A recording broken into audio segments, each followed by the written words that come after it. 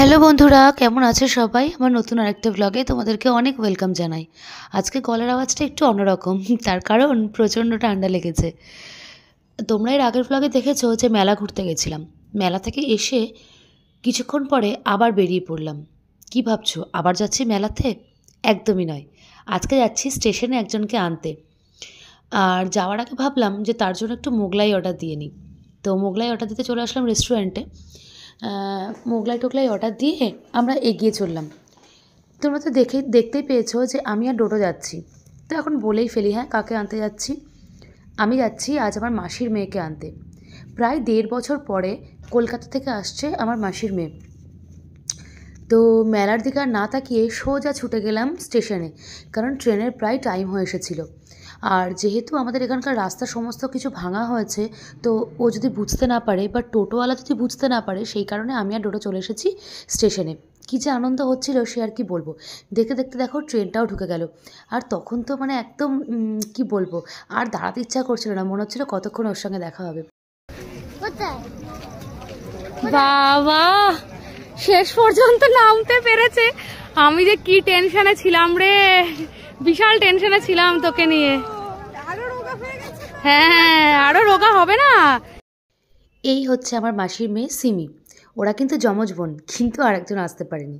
যাই হোক, তো ও চলে এসেছে। আর ওই যে বললাম আগে যে মোগলাইটা অর্ডার দিয়ে রেখেছিলাম, সেই মোগলাইটা নিয়ে ওকে নিয়ে আমরা চলে আসলাম বাড়ি। তো কি বলবো, অনেক দিন পরে, প্রায় 1.5 বছর পরে, আগেই বললাম যে ও আমাদের এখানে আসলো।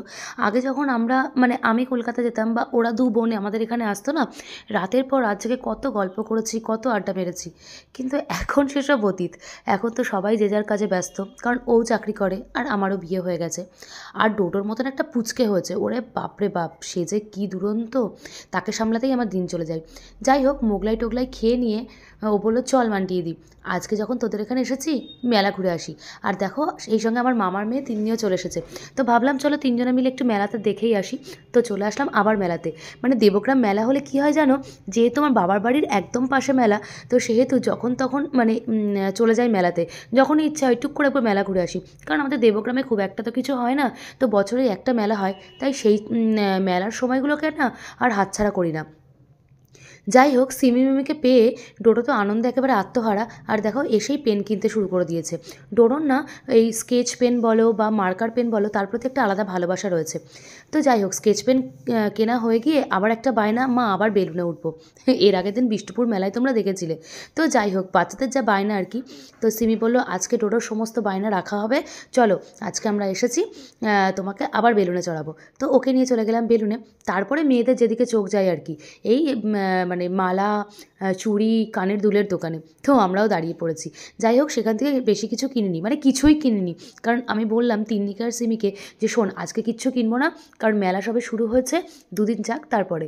আর তারপরেই চলে আসলাম রাবড়ি খেতে। কারণ মেলার সব থেকে যেটা আমার প্রিয় এই মেলাতে, সেটা হচ্ছে এই রাবড়ি মালাইটা। এত ভালো লাগে সে আর কি বলবো। মানে মুখে দিতেই পুরো মিশে যায়, আর এত সুন্দর টেস্ট করে না, মানে লাজবাব আর কি। তো সবাই মিলে একটু রাবড়ি খেয়ে নিলাম। তারপরে চলে আসলাম মেলা আর একটু ঘুরতে। আর এদিকে ছিল সমস্ত খাবার দাবারের দোকান। যদিও আমরা আর কিচ্ছু খাইনি, কারণ আমরা তো পেট পুজো করেই এসেছিলাম বাড়ি থেকে। তাই ভাবলাম আর বেশি কিছু খেয়ে নিজের শরীরটাকে নষ্ট করে লাভ নেই। রাবড়ি মালাই খেয়ে নিয়েছি, আবার পরের দিন এসে অন্য কিছু খাওয়া যাবে। তো এই দেখো সমস্ত মেলায়, আর লোকজন দেখো কত ভিড়। তো চলো মেলা ঘুরে আমরা চলে গেলাম বাড়ি। আজ এই পর্যন্ত, দেখা হচ্ছে নেক্সট ব্লগে, টাটা।